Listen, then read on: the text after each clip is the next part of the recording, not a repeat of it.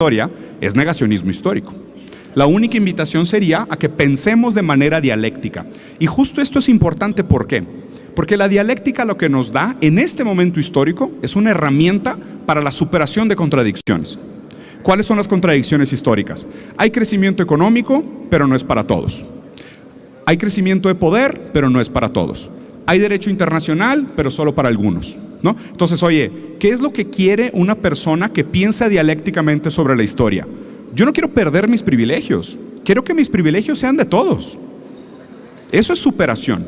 Ese es el concepto de Ausheibung en alemán para Hegel. La superación integra lo superado, no lo niega. No me quiero echar para atrás. Yo no quiero volver a modelos medievales o prehistóricos. Yo no tengo ninguna nostalgia colonial, ninguna. Mi superación dialéctica es hacia el futuro. Yo espero que los modelos del futuro sean mejores que los anteriores. Y de hecho, ¿cómo juzgará la historia cuáles son los mejores modelos? Los que sean capaces de producir mayor cantidad de bienestar para la mayor cantidad de gente. Eso es todo. Es más, les digo más, con mucha frialdad y mucha crudeza intelectual. Si este modelo no se ha superado hasta ahorita, es porque no había nada mejor. Muy importante. Pero eso de nuevo no nos cierra la puerta a pensar que no existirán en el futuro modelos mejores y abiertos, ¿eh? De hecho, los liberales más inteligentes, los que sí saben defender el liberalismo, te dicen, es que bajo el liberalismo, en la competencia del libre mercado, inclusive de ideas, podrán surgir modelos mejores que el liberalismo. Esos para mí son los liberales más inteligentes. Los que no niegan la dialéctica de la historia, los que entienden que inclusive entre ideas y entre modelos políticos hay competencia. Y si surge uno mejor, nos debemos la responsabilidad histórica admitirlo. Eso es lo que les voy a presentar hoy. Existen hoy, de manera concreta, objetivamente hablando, sin romantizar, dos modelos disponibles: el modelo americano y el modelo chino. A grandes rasgos, ¿no? O sea, podríamos hablar de otros que a lo mejor tienen peculiaridades interesantes. Hablábamos de Vietnam, hay otros modelos exitosos como el modelo nórdico, pero tienen una serie de características peculiares sin las cuales no serían universalizables. Esto es importante. No serían universalizables. Y de hecho quiero empezar hablando de que estos dos se me hacen las dos alternativas que más merecen ser analizadas, descartar las otras y un poquito de por qué me parece importante descartarlas, no quitarlas completamente del campo de estudio, no me compete a mí esa decisión, pero sí por lo menos del foco del Congreso de hoy, para enfocarnos un poco más en el tema. Los modelos nórdicos, por más que suenan muy bien, son países que son del tamaño de estados de México, son muy pequeños y vienen de un pasado colonial donde hay acumulación originaria, tanto a través de la expropiación, muchas veces de África, o a través de un recurso natural excesivo como es el petróleo, en el caso de Noruega y de estos estados, ¿no? Entonces el modelo nórdico funciona muy bien, pero funciona muy bien para ellos, por sus condiciones históricas, sus condiciones geográficas y sus condiciones económicas, pero no son replicables. O sea, sería muy difícil nosotros tratar de abstraer el modelo nórdico sin tener la historia de Noruega, sin tener la cantidad de habitantes de Noruega, sin tener la cantidad de petróleo que tiene Noruega. Y también recordando que la economía de Noruega funciona porque el petróleo está nacionalizado y los ciudadanos gozan de los beneficios de la economía petrolera. Entonces, vamos a dejar ese en el tintero. De nuevo, no lo estoy descartando, simplemente lo estoy quitando del foco de estudio de hoy. Y el otro que quiero quitar es hablar, y lo digo también con toda crueldad y toda frialdad analítica, son los modelos socialistas latinoamericanos del siglo XX. Yo creo que algo que también no podemos nosotros tener ningún tipo de nostalgia, hay que ser muy fríos y muy críticos, es que el modelo socialista latinoamericano del siglo XX ya dio lo que tenía que dar y fracasó lo que tenía que fracasar. Así es, no tengamos nostalgia, la historia es implacable. Ser dialécticos es un compromiso con el avance de la sociedad y para ello nosotros también tenemos que tener la capacidad de autocrítica. De hecho, creo que ahora con la intervención de Estados Unidos en Venezuela y potencialmente lo que sucederá en Cuba, nosotros también tenemos que entender que ese modelo de resistencia socialista del siglo XX estaba condenado hasta donde el imperio lo permitía. Literalmente. O sea, muy bonita tu resistencia imperial, muy bonita tu resistencia castrochavista, mientras yo quiera. Porque en el momento que ya no se me antoje que tengas resistencia, yo acabo con la resistencia en un día. Y fue muy evidente y fue devastador, pero nosotros tenemos un compromiso con la dialéctica de la historia. Por eso quiero hablar realmente de los dos modelos imperiales realmente existentes que pudiéramos considerar como exitosos. Y para eso está Estados Unidos y China. Estados Unidos es un modelo liberal, ¿no? Y aquí de hecho me gustaría hacer una aclaración que creo que es una confusión muy común, sobre todo en los países latinoamericanos, es que el liberalismo es una filosofía muy rica y muy amplia. Hay muchos tipos de liberalismo. El liberalismo no es un hegemón, no es un bloque ideológico. Hay liberalismos de muchos tipos. Los pensadores liberales son muy brillantes y muy diversos en su manera de entender el liberalismo. Inclusive, liberal, normalmente cuando hablamos en Latinoamérica, el liberalismo económico, lo tendemos a asociar más con la derecha, ¿no? Porque el liberalismo económico habla más de la libertad privada en contra de la intervención del Estado, un tipo de Hayek contra Keynes, por decirlo así. Pero cuando se habla de liberalismo en Estados Unidos, se asocia más con la izquierda, porque el Partido Liberal tiene ambiciones o intenciones socialdemócratas, progresistas y demás. Entonces hay mucha gente muy confundida políticamente entre izquierda, derecha, liberalismo, antiliberalismo, progresismo y conservadurismo. No se preocupen por todo eso. Realmente, donde a mí me gustaría enfocar el análisis de esta conversación de hoy es en modo de producción. Modo de producción. ¿Cómo nos organizamos para producir más y quién se queda con el valor de lo producido? Y en ese sentido es muy fácil hacer la distinción entre lo que es China y lo que es Estados Unidos. La manera en cómo se ve el resultado de su desarrollo económico. ¿Ok? Entonces ahí es donde voy a tratar de enfocarme hoy. Estados Unidos claramente es un país liberal. Aún los republicanos apegan a la metafísica liberal. Defienden el individualismo sistemático, el derecho humano, el derecho negativo, ¿no? Hablan de quitar restricciones para que el sujeto pueda ejercer su voluntad en el mundo. O sea, a grandes rasgos, Estados Unidos es un país capitalista, porque el capitalismo es el modelo económico representante de la filosofía liberal. Pero tienen, como suele ser en Estados Unidos, tienen dos sabores de lo mismo. O sea, hay capitalistas azules y capitalistas rojos. Está más bien el capitalismo industrial contra el capitalismo tecnofeudal. Pero básicamente son lo mismo, representan los mismos intereses. Se turnan quién está en el poder, pero básicamente la riqueza se acumula exactamente en las mismas manos. Y esto, de nuevo, no es especulativo, no es una crítica, es una lectura histórica. O sea, estos son datos que están disponibles para todo. Pero lo que hablamos es que gracias a las guerras epsteinianas, el modelo liberal americano está en crisis. O sea, y no lo digo solo en crisis en el sentido simbólico romántico, ¿no? De, ya nadie le cree a Estados Unidos, Trump tiene el peor índice de popularidad, Estados Unidos es el segundo país menos popular del mundo, después de Israel, con toda justicia. O sea, son los dos países más impopulares del mundo hoy. Estados Unidos durante muchísimo tiempo fue el modelo a seguir. Se hablaba del sueño americano, pero hoy ese sueño americano está más lejos que nunca. O sea, la gente realmente más bien lo vive como un tipo de pesadilla. 40% de la población americana vive, y como lo dice Bernie Sanders, ¿no? Cheque por cheque. O sea, no llegan a fin de mes o llegan raspando a fin de mes. En Estados Unidos, si tú te enfermas en el trabajo, perdiste en la vida. Perdiste en la vida. Una deuda médica en Estados Unidos, se te acabó la vida. Perdiste, gracias por participar, ojalá y vuelvas a nacer. No hay nada que hacer. Entonces el modelo del sueño americano, y ya esto se volvió casi una broma recurrente, ¿no? Tienes que estar dormido para creerlo, ¿no? Y la verdad es que no quiero caer tampoco en críticas banales, pero claramente el modelo mostró su límite. El modelo mostró su límite, eso es verdad. Y lo otro es que también es muy importante entendernos geográficamente. Estados Unidos está en el norte global. Goza de una historia muy distinta a la nuestra. Todos los países que han tratado de aplicar el modelo liberal americano no se han vuelto más que lugares especulativos y expropiados por el gobierno de Estados Unidos. ¿No? O sea, esto es, de nuevo, es historia, no, o sea, no es una opinión, son cosas muy bien documentadas históricamente. Entonces, la alternativa que me gustaría conversar hoy con ustedes, y que además ha sido mi campo de estudio durante los últimos 4 años, es el modelo chino. ¿Qué es el modelo chino? ¿Se puede aprender algo del modelo chino? ¿Por qué está pasando lo que está pasando con China? ¿Y qué implica para el futuro de la humanidad el modelo chino? Entonces, bueno, como hablaba antes, es verdad que el liberalismo, como superación dialéctica del modelo feudal, fue extremadamente exitoso. Extremadamente exitoso. No quiero hacer menos este elogio porque me parece importante. Esta gráfica se volvió muy famosa porque fue una de las gráficas favoritas de Bill Gates alrededor de los 2000, ¿no? Que era el mundo en 100 personas en los últimos 2 siglos. Vean cómo bajó. ¿No tienen ustedes la presentación en pantalla? Sí la tienen acá. Va.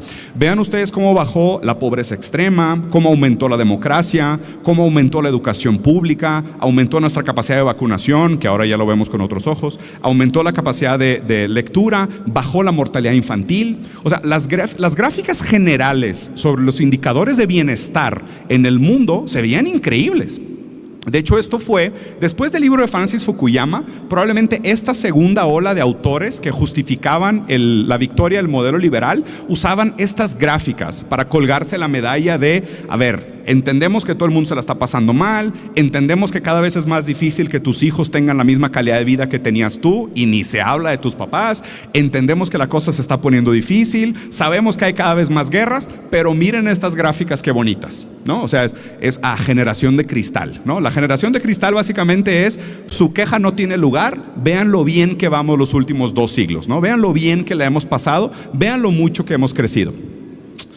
Pero hay un detalle bien incómodo con estas gráficas, bien incómodo.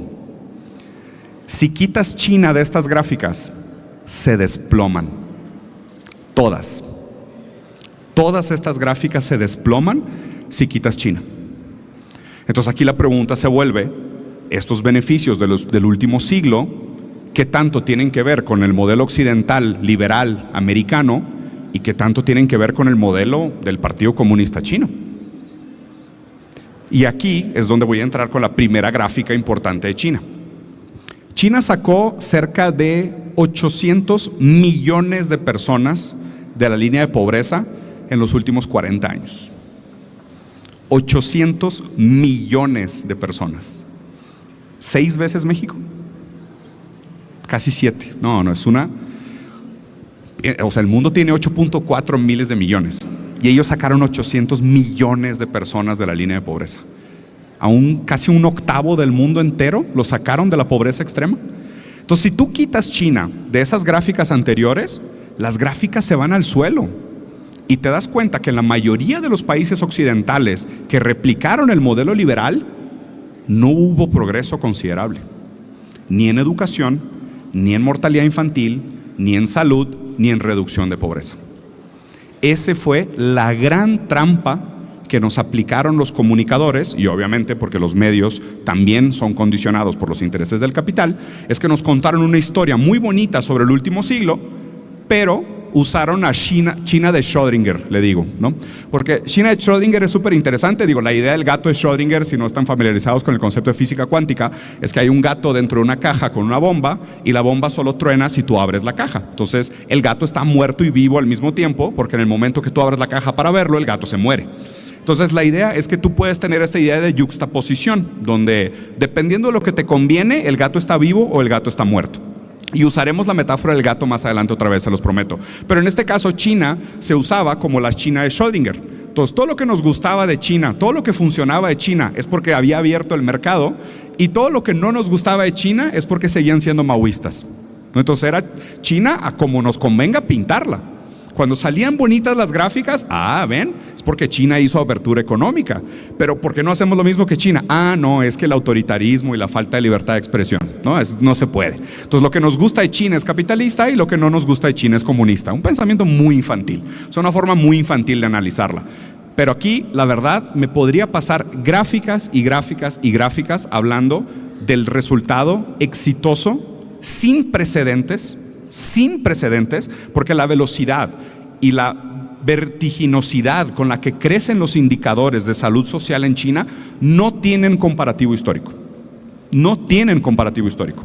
No solo por la cantidad de personas, que ya es una locura, porque tú dices, bueno, aplicas el modelo socialista en un país nórdico y bueno, a lo mejor los resultados son bonitos, pero son 700,000 personas. Es relativamente fácil. Y digo, El Salvador puede hablar de seguridad porque, pues de nuevo, pues es chico, ¿no? Pero en un país de 1,400 millones, muy difícil. Entonces, no solo el número total de personas que salieron de la pobreza, sino que en un país con una escala descomunal, pues, quitando a India, no tiene comparación el tamaño del país. Es un continente entero. Si sumas todo el mundo hispanohablante, no llegamos al tamaño de China. Somos 800 millones, si sumas a todos los hispanohablantes del mundo. Si incluyes los lusoparlantes, nosotros los brasileños, que tenemos, por cierto, 98% de compatibilidad lingüística, son los 2 idiomas que tienen la mayor cantidad de compatibilidad lingüística en el mundo, el portugués y el español. Si nos sumas a los 2, nos acercamos un poquito más a China. Pero si pones a todos los hispanohablantes del mundo, no llegamos al tamaño de China. Entonces, lo que hace China con la pobreza no tiene precedentes, pero no solo por la reducción de la pobreza en términos de cómo se mide la pobreza de manera internacional, porque este índice de $2.15 por día también es muy tramposo, y los chinos lo sabían. Sacar a una persona de la pobreza porque gana más de $2.15 al día no necesariamente quiere decir que salió de las condiciones de miseria. ¿Por qué? Porque son un país marxista. Deng Xiaoping es uno de los estudiosos más avanzados del mundo en Marx. O sea, tiene libros que como marxista tienes que leer a Deng Xiaoping. No como presidente de China, del país comunista más exitoso del mundo, sino como uno de los mejores académicos expertos en Marx. Pero porque entendieron exactamente la frase ontológica más importante del marxismo. Y esta, por más que no hayan leído a Marx, esta se la tienen que saber. Marx decía: no es la conciencia del hombre lo que determina su ser social, es su ser social lo que determina su conciencia. No es yo te tengo que cambiar tu mentalidad para que cambies el mundo. Yo tengo que cambiar tu mundo para que cambie tu mentalidad. Yo tengo que sacarte de la pobreza. Yo te tengo que dar, y aquí es donde entra lo importante de China, comida, ropa, casa, salud, educación. Luego te voy a platicar sobre tu conciencia. Antes de eso, es abuso. Obligar a una persona que vive en condiciones de miseria que desarrolle conciencia de clase cuando no tiene ni qué comer es abusivo. Es un tipo de romantización de la pobreza. Por eso soy autocrítico también de los intentos pasados. Porque primero, nuestro compromiso tiene que ser con la igualdad de condiciones de clase. China dijo, si una persona, y aparte ellos redefinieron el índice, no son 12.15 centavos, son 2.30 por día en China. Pero además, si ganas 2.30 centavos de dólares al día, pero no tienes comida, ropa, casa, salud y educación, sigues estando en pobreza extrema. Porque esos $2.30 no te van a sacar de condiciones de miseria materiales. Y siendo marxistas, si son las condiciones materiales las que producen la conciencia, no me sirve de nada. Mi compromiso está con mejorar las condiciones materiales de la gente, no exigirle un cambio de conciencia. Eso sería metafísica liberal. Entonces China lo que hace, no solo saca 800, es que ahora repiensen el número, no solo sacaron 800 millones de personas de la pobreza. En China prácticamente no hay gente en condición de calle.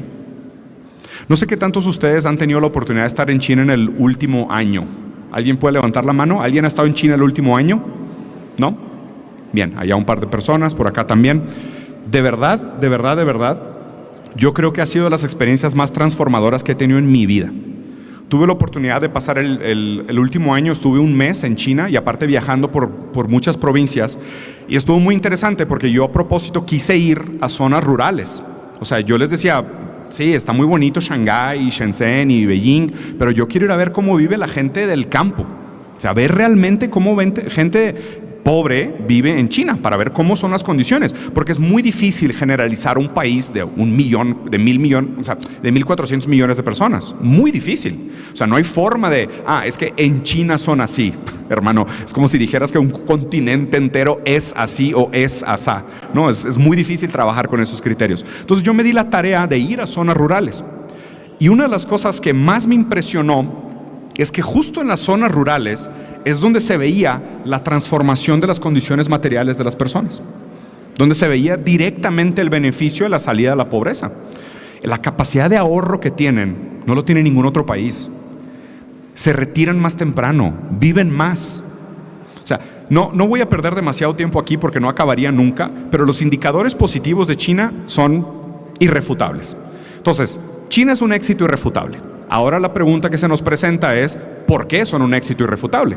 ¿Porque son capitalistas o porque son comunistas? ¿A qué le atribuimos el resultado de su éxito? Y aquí es donde está una de las peleas centrales académicas. Lo bueno es que, la verdad es que me gustó mucho la invitación de nuevo, porque yo he pasado los últimos 4 años estudiando realmente este punto central.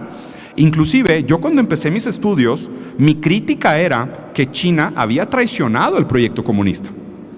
Yo al principio, y aquí reconozco que tuve que cambiar de opinión, yo al principio pensaba que China no encajaba con el modelo comunista porque su apertura al mercado había reivindicado muchas de las dinámicas y de la lógica del capital. Pero aquí también tuve la suerte de trabajar con muchos académicos mucho más inteligentes que yo, con mucho más experiencia también, con una formación mucho más completa que la mía, y cambiar mis posturas y aprender detalles nuevos. Y a ver, y aquí lo único que nos debemos nosotros como líderes de opinión, porque si están aquí en la Cámara de Diputados, ustedes también son líderes de opinión, nos debemos la responsabilidad de cuando nos topamos con información nueva, repensar las anteriores que teníamos, ¿no? Si una persona se topa con datos en el mundo y no puede cambiar de opinión, tú no deberías de ser líder de opinión. El compromiso que tenemos nosotros es que si te topas con la realidad y la realidad refuta lo que pensabas anteriormente, no seas dogmático. No somos pastores, no somos líderes religiosos, no somos líderes sectarios, somos líderes de opinión. O sea, nuestra importancia es tener opiniones educadas y para eso constantemente hay que estar actualizándonos. Y cuando cometemos errores o estábamos equivocados decíamos, antes estaba más tonto, para eso leo, ¿no? De hecho, inclusive aquí un peleador, Ali, decía, si tú llegas a los 50 con las mismas ideas que tenías a los 30, desperdiciaste 20 años de tu vida. Qué soberbia, ¿no? Leer tanto y viajar tanto y educarte tanto para no cambiar de opinión. El compromiso que tenemos con nosotros es del de cambiar de opinión cuando se nos dan otros datos. Entonces, ¿qué es China? ¿Comunista o capitalista? Para hacer esta pregunta, y digo, la verdad es que aquí sí me voy a poner un poco académico, la respuesta se tiene que considerar de lo normativo y lo positivo. Son dos categorías kantianas con las cuales se juzgan el valor de un concepto. Si tú dices, ¿qué es capitalista y qué es comunista? La manera normativa de decirlo es cuáles son aquellas características a priori que definen el concepto y si esas características a priori se ejercen o no sobre el concepto, sobre el objeto que se está juzgando. Y la manera positiva de medirlo es a posteriori. Entonces, oye, es que yo quisiera ser alto, guapo y chistoso. Pues es una manera normativa de describirme, pero positivamente hablando, pues no llego. O sea, no estoy ahí. Entonces hay una manera distinta de juzgar lo normativo contra lo positivo. El capitalismo tiende a ser, propiamente por su metafísica liberal, muy normativo y muy poco positivo. Y el comunismo, al ser una filosofía materialista, es mucho más positivo que normativo. De hecho, muchas de las críticas académicas que se le hacen a Marx es que Marx supuestamente era criptonormativista, que es, es que Marx sí tiene una idea de hacia dónde va el mundo, el socialismo utópico, pero nunca la expresó claramente. Cuando obviamente Marx, por ser materialista, no podía ser utópico, sino que Marx apegaba a la idea de que como la historia es dialéctica, pues nosotros vamos viendo a medida que vayan cambiando las condiciones materiales, si llegamos a esos conceptos o no. O sea, la historia no está predeterminada, no está escrita. Entonces, bajo las condiciones y las determinaciones de qué es el concepto de capitalismo y qué es el concepto de comunismo, apegándonos a la definición académica, capitalismo es la propiedad privada de los medios de producción y comunismo es la propiedad colectiva de los medios de producción. Así, tal cual, ¿no? A eso le pudiéramos agregar que capitalismo es la relación de producción entre empleados y empleadores y comunismo es la relación de producción horizontal de cooperativas, modelos participativos y diferentes coyunturas que van surgiendo, ¿no? Entonces, China apega al capitalismo o al comunismo, porque aquí es donde mucha gente se equivoca con errores muy básicos. No, es que en China hay billonarios. ¿Y qué tiene? ¿Dónde decía que no existirían billonarios en un proceso transitorio de la superación del capital? ¿No? 70% de las 100 empresas más importantes de China son estatales. Ningún otro país tiene eso. 70% de las 100 empresas más importantes de China son estatales. El beneficio producido por la clase trabajadora en las 100 empresas más importantes de China le pertenecen al Estado. Y el Estado usa ese exceso de producción para invertir en la infraestructura que beneficia directamente a la clase trabajadora.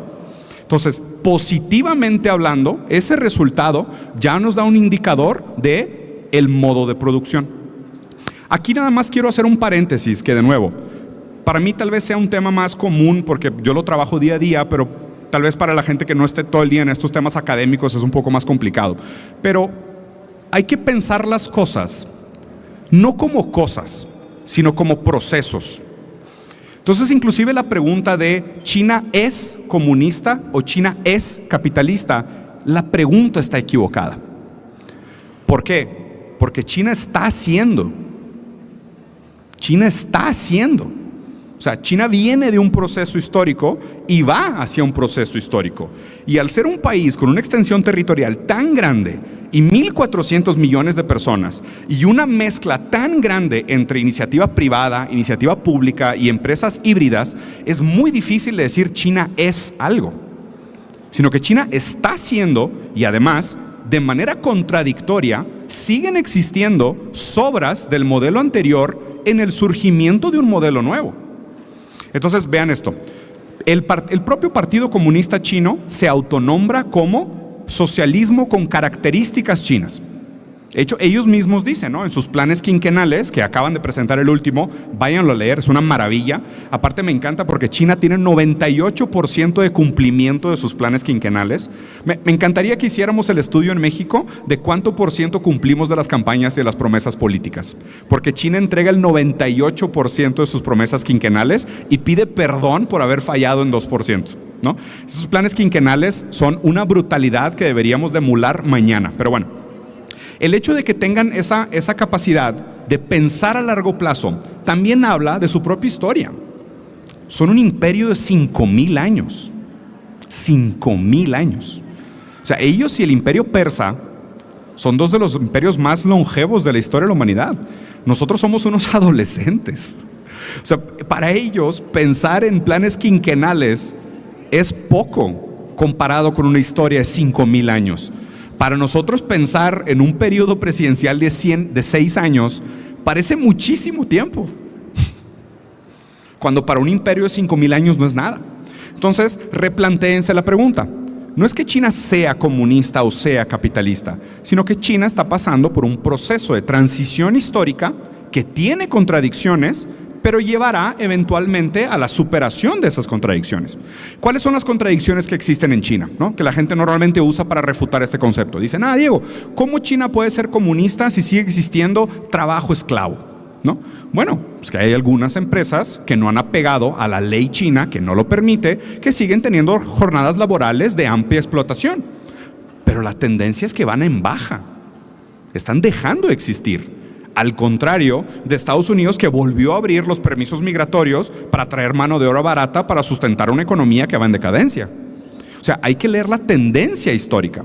Entonces, para mí, para responder a la pregunta de qué es China, replanteándola como qué está haciendo China, la respuesta académica que más me gusta, y claramente como cualquier idea brillante que van a escuchar hoy no es mía, es de un autor que admiro bastante, dijo: China es un nuevo metamodo de producción con orientación socialista. ¿Qué es eso? China es un nuevo modo de producción. ¿Por qué? Porque tiene suficiente tecnología política inexistente en modelos económicos y políticos anteriores que le justifica el título nuevo modo de producción, pero claramente tiene una orientación socialista. Claramente. No solo por el poderío, dominio del Partido Comunista, sino por la manera en cómo se organiza, se gestiona el exceso de producción, quién está en control de las fuerzas productivas, cuáles son es más, lean ustedes la Constitución china. Si no lo han hecho, léanlo. La tienen en todos los idiomas, la pueden encontrar en PDF en todos los idiomas. Los primeros 54 artículos, porque luego se empiezan a poner como ya muy peculiares de algunas cosas, porque a mí me tocó leer por lo menos los primeros 100, los primeros 54 artículos de la Constitución china prácticamente están sacados de Marx. Léanlo. O sea, dense la tarea hoy en la tarde si tienen un ratito, busquen la Constitución china y lean los primeros artículos de la Constitución china y atrévanse a decir que China no es un país con orientación socialista. Es irrefutable. O sea, nosotros desde afuera le podemos poner el título que ellos quieran, les da igual, les da igual. O sea, no les podría importar menos lo que dijera un puberto en Twitter sobre el modelo chino. La verdad es que, o sea, les da totalmente igual lo que el occidente piense sobre su modelo. En su forma de operar, en sus leyes, en su constitución, en los símbolos que están atrás del presidente cada vez que da una presentación, en toda su forma de operar, ellos claramente tienen una orientación socialista. ¿Okay? Entonces, respondiendo a la pregunta, ¿qué es China? Un nuevo metamodo de producción con orientación socialista. ¿Okay? Entonces, la pregunta que también es por carencia académica, que la gente dice, es que socialismo, comunismo, como es una filosofía dialéctica, la idea de dialéctica es que estos modelos se superan, pero en la superación se llevan lo mejor del modelo anterior. El socialismo será en parte mejor que el capitalismo, porque integrará muchas de sus contradicciones superadas. De la misma manera que eventualmente el socialismo superará sus contradicciones y llevará a otro modelo, que no acaba con los problemas, simplemente produce problemas nuevos. O sea, si están cansados de los problemas actuales que se repiten como eco histórico, los nuevos modelos producirán nuevos problemas, no se preocupen, pero por lo menos serán problemas nuevos. Ahora, un poquito de la historia de China, que es importante que lo sepamos, porque mucha gente habla negativamente del proceso de la revolución cultural de Mao y de la apertura económica de Deng. Vean nada más esta gráfica del aumento de expectativa de vida en China después de la revolución de Mao. O sea, la República Popular China es fundada en 1949 y esto es súper importante. China venía del siglo de la vergüenza.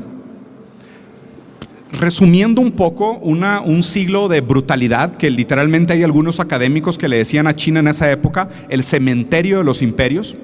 El cementerio de los imperios. Tenía una expectativa de vida de 33 años de edad antes de Mao. China, 1.400 millones de personas, expectativa de vida 33 años de edad. Adictos al opio, claro. Fue el gobierno de Inglaterra que a través de la Segunda Guerra del Opio introduce el opio como un proceso de empobrecimiento y fragilización de la economía china para hacerse de sus minerales, sus recursos y sus beneficios. Esto también está ampliamente y muy bien documentado, pero China cayó a la adicción al opio de una manera terrible. Era el cementerio de un imperio. Fue la revolución de Mao la que los reivindicó. Y pongan atención en esto también si es que un día tienen la oportunidad de ir a China. Vean cómo los chinos hablan de Mao. No se preocupen ustedes por lo que el New York Times diga de Mao. Recuerden que les conviene hablar de una determinada forma por sus intereses. Pregúntenle a los chinos cómo ven a Mao. Vean la cantidad de estatuas de Mao que hay por todos lados. La cantidad de gente con playeras. Vayan a ver lo que ellos piensan sobre la revolución cultural y lo que implica la fundación de la República Popular China. O sea, Mao en un periodo muy corto duplicó la expectativa de vida en China. Duplicó la expectativa de vida. Y bajo una de las premisas filosóficas más simples que existe, que es mejor estar vivo que no estar vivo, con eso se justifica la revolución cultural. Duplicó la expectativa de vida de un país de 1.000 millones de personas. ¿Qué más beneficio quieres que esa revolución? Y el segundo, que es probablemente uno de los más controversiales, que me tocó estudiarlo muy a profundidad ahora en mi última visita, que fue específicamente sobre el tema de las zonas económicas especiales, es el proyecto de Deng Xiaoping. Deng Xiaoping es uno de los cuales las personas atribuyen como la apertura de China al mundo, ¿no? China como un país capitalista porque Deng Xiaoping lo abrió al mundo. Deng Xiaoping decía, no importa si el gato es negro o blanco mientras atrape ratones y tenga los ojos rojos. Le dije que la metáfora de los gatos iban a volver. Y aquí es súper importante esto. Deng Xiaoping decía, la pobreza no es socialismo, enriquecerse es glorioso. Toda la gente que también, y esta es una crítica muy de Twitter, ¿no? Que no tiene nada de académico ni nada de serio, pero cuando la gente hace ese tipo de cosas de que, comunista con iPhone, o cobras por no sé qué, o tienes dinero, es como que, carnal, enriquecerse es glorioso. Yo no soy solo leninista, soy maoísta y deng xiaopinista también. El modelo económico superior es el que sea capaz de producir mayor bienestar para la mayor cantidad de personas. Por supuesto que China tiene muchos billonarios, pero sacó 800 millones de personas de la línea de pobreza. Y ha construido en 40 años más trenes de alta velocidad que todo el mundo en toda la historia de la humanidad. Que todo el mundo en toda la historia de la humanidad. Entonces sí, en China se enriqueció mucha gente, muchísima gente, pero tienen trenes de alta velocidad que viajan entre las provincias más pobres del país y la gente lo usa para transportar vegetales con un orgullo increíble. Y ver eso es decir, así opera un país que acumula la plusvalía de la producción y la transforma en beneficios para la clase trabajadora. Digo, que se produzca riqueza y que algunas personas que a través de su capacidad y su trabajo se enriquezcan, pues está bien. Mientras el exceso de producción se destine a la creación de infraestructura que beneficie primero a la clase trabajadora, no tengo ningún problema. ¿Por qué? Porque es un proceso histórico.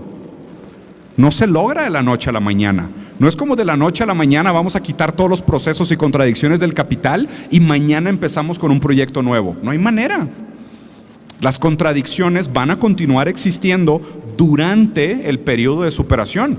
El capitalismo tardó 200 años en implantarse. Fracasó durante 200 años y fue muy asincrónico alrededor del mundo. Tuvo países más exitosos y países menos exitosos. El feudalismo duró más en unos países que el otro. Es más, Brasil fue el último país de América en abolir la esclavitud. Y es el país que tiene probablemente la mayor porcentaje de población negra en su nación. Es normal que estos procesos sean asincrónicos. Es normal que continúen existiendo contradicciones. Lo que no es normal es negar el movimiento de la historia. Lo que no es normal es decirnos esto es y no hay que cambiar nada. Eso es negacionismo, eso es terraplanismo político. Entonces ahora con Deng Xiaoping se levanta la pregunta sobre la relación entre mercado y Estado. Y aquí quiero hacer una separación ontológica muy clara y muy simple. ¿Capitalismo es igual a mercado? No, para nada. Porque en el feudalismo ya existía mercado, el famoso mercado de esclavos. Entonces, una de dos, o admites que el feudalismo también era capitalista porque negociaba y tradeaba personas, o dices que el mercado es una categoría histórica anterior al capital y posterior al capital. El mercado no es una categoría capitalista, el mercado es una categoría histórica. De hecho, también Deng Xiaoping decía, el mercado es un pésimo amo, pero un excelente esclavo.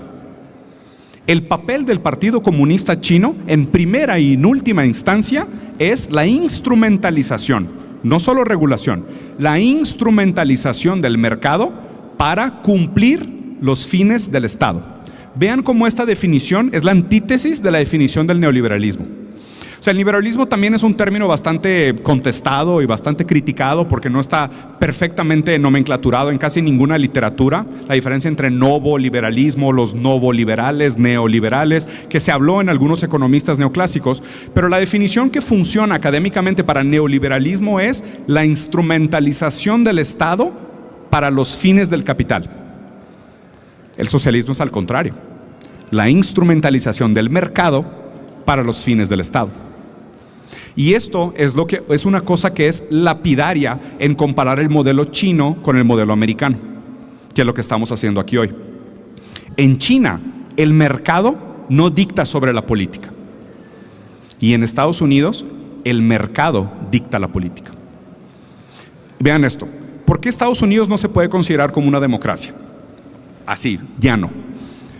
Porque, por ejemplo, en Estados Unidos, le voy a dar un solo ejemplo de muchos que hay, ¿no?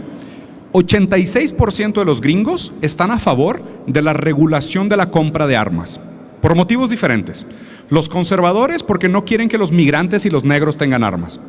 Y los progresistas porque no quieren que los gringos locos, blancos, machistas y racistas tengan armas. Pero el caso es que 86% de los gringos están en contra, o más bien están a favor de la revisión de antecedentes para compras de armas. Pero hay un problema. La industria de armas no está a favor de esa ley. Entonces la ley no pasa. O sea, puede haber un consenso democrático de hasta 86% sobre un tema particular que es de línea 1 para la seguridad de la vida de los americanos, que son el número 1 de tiroteos infantiles, que es una locura de estadística, pero la ley no pasa porque el capital no quiere. Igual pasa con el sistema de salud. Esta es la diferencia fundamental entre China y Estados Unidos. En China, el Estado dicta lo que hace el mercado. En Estados Unidos, el mercado dicta lo que hace el Estado. Es la diferencia fundamental entre la superación dialéctica socialista contra la superación dialéctica neoliberal, ¿no? Como una superación del propio liberalismo. Entonces es importante que se queden con la idea de que el mercado es una categoría separada del Estado. Y aquí solo para un argumento muy básico en contra de las ideas anarcocapitalistas que lamentablemente se ponen de moda, aunque sea en grupos muy chiquitos, sobre todo en redes sociales, la idea de la existencia de un mercado sin Estado no solo no tiene ningún ejemplo histórico, sino que es imposible. O sea, es imposible prácticamente. ¿Quién da los títulos de propiedad? ¿Quién resuelve las disputas? ¿Quién emite el dinero? ¿Quién exige el cumplimiento de los contratos? ¿Quién ejerce la violencia en caso de que un contrato no se cumpla? O sea, la existencia de un mercado sin una institución de autoridad es imposible. Obviamente existen los anarcocapitalistas un poquito más inteligentes, que son los minarquistas, que dicen de que bueno, es que sobra un estado escatológico que solo se encarga del cumplimiento de algunas cosas. Pero de nuevo, los peores ejemplos son esos: Haití, Somalilandia, ¿no? Donde trataron estas ideas de reducir el tamaño del Estado para darle más libertad al mercado y son un fracaso. Y aquí también remito al ejemplo de Milei en Argentina, que bueno, pues habla por sí solo, ¿no? Las peores fugas de capital que hemos tenido en la región. Una de las cosas que yo creo que pudiéramos aprender mucho de China, y sé que el gobierno de México lo ha estado haciendo, es el estudio de las zonas económicas especiales. Cuando hacen la apertura de las zonas económicas especiales, la primera que se negocia con Singapur, que está este famoso monumento de la ventana, ¿no? Porque China abrió una ventana hacia el mundo para traer inversiones, y no pasa nada que entre inversiones. Lo que entienden los marxistas del siglo XXI es que no hace una contradicción que un gobierno socialista participe de la categoría histórica de mercado durante un proceso transitorio de superación del modo de producción. Las zonas económicas especiales son exactamente la respuesta de Deng Xiaoping a esa superación histórica. ¿Qué son las zonas económicas especiales y qué aprenderíamos de ellas de una manera muy simplista? Nosotros tenemos una muy buena mano de obra y una muy buena fuerza de trabajo. China lo que hizo, igual que nosotros en ese momento histórico, fue intercambiar esa mano de obra barata por capital intelectual y capital financiero. Pero lo hicieron bajo condiciones, con un plan estratégico de proteger el capital intelectual adquirido y el capital de inversión que llegaba a través de las acciones de empresas multinacionales.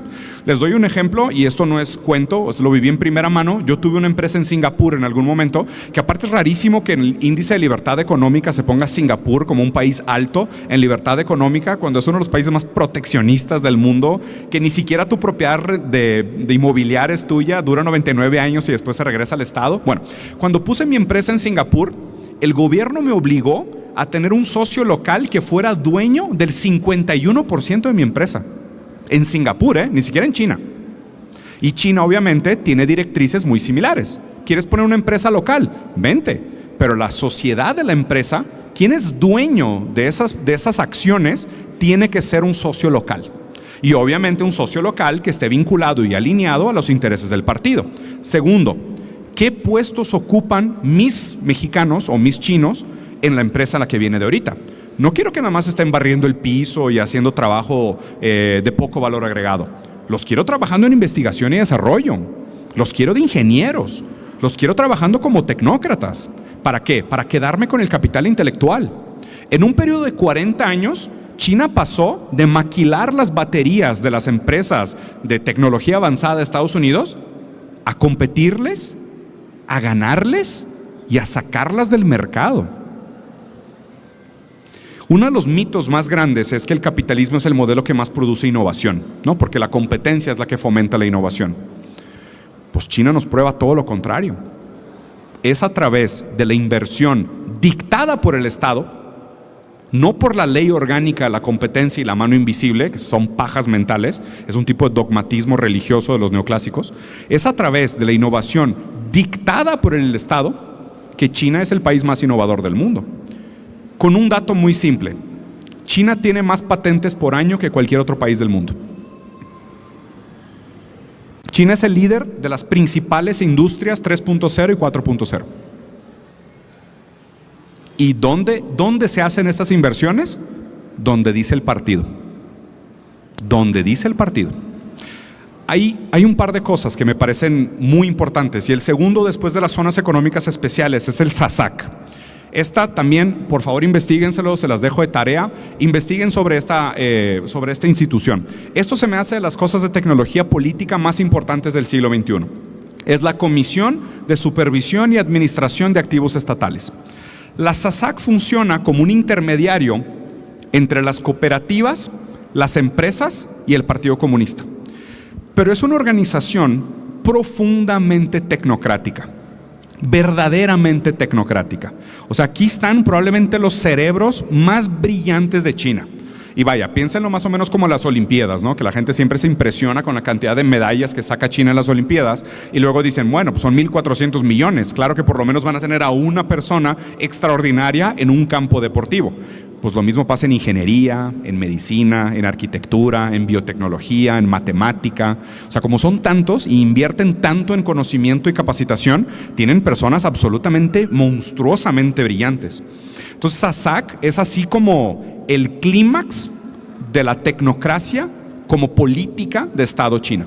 El SASAC administra todas las empresas públicas y también las empresas híbridas y se relaciona con los CEOs y los dueños de las empresas privadas. Para que entiendan el poder que tiene el SASAC en China, vamos a suponer que hay una competencia, y esto es un caso real, mejor les doy el caso real que el caso metafórico. Dos empresas de celulares estaban vendiendo chips y estaban compitiendo la una con la otra. Y llegaron al punto donde entraron a una guerra de precios y se estaba depreciando el mercado. Llega el SASAC y dicen, ¿saben qué vamos a hacer? Vamos a cambiar los CEOs del lugar. Quitó un CEO de una empresa, lo puso en la otra y el que estaba aquí lo puso en la otra. Resuelvan sus problemas, pero no se hagan garras entre ustedes. No tiene sentido. Esto está considerando y esto está produciendo pérdidas para los consumidores. Esto no se está viendo reflejado como un beneficio para la gente. Lo que están haciendo ustedes es nada más un beneficio para la clase capitalista. El SASAC tiene ese nivel de poder. Ese nivel de poder. Hay un cálculo específico que me tronó la cabeza. La Unión Soviética hacía a cada 6 meses un conteo, un cálculo de reinversión, donde todo el dinero que se juntaba a nivel federación se usaba en diferentes categorías estratégicas, ¿no? Este cálculo se hacía cada 6 meses en la Unión Soviética. ¿Saben qué tan seguido se hace ese reajuste en China hoy? Cada 6 horas. Cada 6 horas. Cada 6 horas ellos saben si están invirtiendo de más en educación y de menos en salud, se están invirtiendo de más en infraestructura y de menos en movilidad. Cada 6 horas. Con la ayuda de inteligencia artificial y modelos avanzados de planeación, cada 6 horas se redistribuye el poder de inversión central del Partido Comunista para ver cuáles son los sectores marginados que más necesitan ayuda. Pero aquí es lo importante de la vocación de la orientación socialista, porque ¿cómo se mide dónde tiene que estar la inversión? En donde produce más bienestar para el pueblo. No donde produce necesariamente más ganancia para el capitalista, que aquí es un punto central de quiebre, que explica también por qué Estados Unidos está en su decadencia económica o en un problema tan grave económicamente, una deuda de 39 trillones de dólares en un número gringo, con 650% de deuda sobre PIB y una industria que desapareció, se desindustrializaron. Prácticamente la economía americana hoy es especulación inmobiliaria, financiera y la burbuja de inteligencia artificial. Tienen 6 meses Estados Unidos que no reportan la creación de un empleo nuevo. 6 meses sin reportar creación de empleo. Y China, por otro lado, reduce la edad de retiro, porque hay más gente que quiere trabajar y necesitan movimiento de la economía. Y aumentan su capacidad de ahorro. Y crece la industria, crece el trabajo. Se encargan de que la plusvalía del mercado se redistribuya y se reinvierta en infraestructura. Y obviamente pues aquí también podría pasar media hora desmintiendo todas las cosas que dicen en Twitter de que, qué costo, ¿no? Qué costo, sí, Diego, pero tú no podrías estar dando esta conferencia en China. Y bueno, con gusto les digo que sí fui a China y sí di conferencias, nadie me censuró, sí puedo hacer lo mismo allá. Digo, tal vez porque soy comunista, me reservo, tal vez si no fuera comunista sí me hubieran censurado, pero igual les doy la razón, no tengo ningún problema. Porque además también esta idea de que la libertad de expresión es más importante que cualquier cosa, es de que, oye, espérame, porque tampoco quiero que la gente ande mal informando en redes sociales, porque luego sale gente diciendo que rezar es mejor que vacunarse, y respeto tu creencia, pero tampoco respeto tu derecho a mal informar. En China, por ejemplo, ahorita están pasando por un proceso muy duro de censura de redes sociales. Tú no puedes hablar de medicina a menos de que tengas un título en medicina, y es algo que es como, pues es obvio, ¿no? Pues no, aquí no. Aquí puedes dar consejos sobre medicina sin nunca haber estudiado absolutamente nada. Entonces, ¿la censura es en sí mala? No. Simplemente no generalicemos. Ahora, decir que es un país que es completamente dictatorial y que no existe la libertad de expresión, pues es una idea de Twitter. O sea, es una expresión de Twitter, es una experiencia muy, muy básica, muy infantil, que no refleja la realidad de un país, ¿no? Lo otro también es de que la gente, pero no hay democracia, ¿no? Bueno, la democracia china es verdad que es diferente. Ellos mismos se consideran un país con una democracia particular, pero también por tener 5,000 años de historia, un pasado filosófico confuciano y legalista, que si ustedes no entienden esos dos términos, pues tampoco están en condición de criticar la democracia china. Pero entonces, viniendo de ese pasado histórico y esa formación filosófica, explica el por qué tienen ese tipo de democracia. Igual que nuestra democracia no es idéntica a las democracias de otros países, porque nuestro pasado también es distinto, porque nuestras condiciones geográficas, históricas y materiales son distintas. Entonces, el modelo de ellos responde a la necesidad histórica de la constitución de un país, de un imperio de 5,000 años. Pero de nuevo, ¿es la democracia un bien en sí mismo? Pues tampoco. El índice de democracia, si no se refleja en un beneficio generalizado para la mayoría de los habitantes de ese país, pues tampoco es algo bueno. O sea, no es un bien en sí mismo.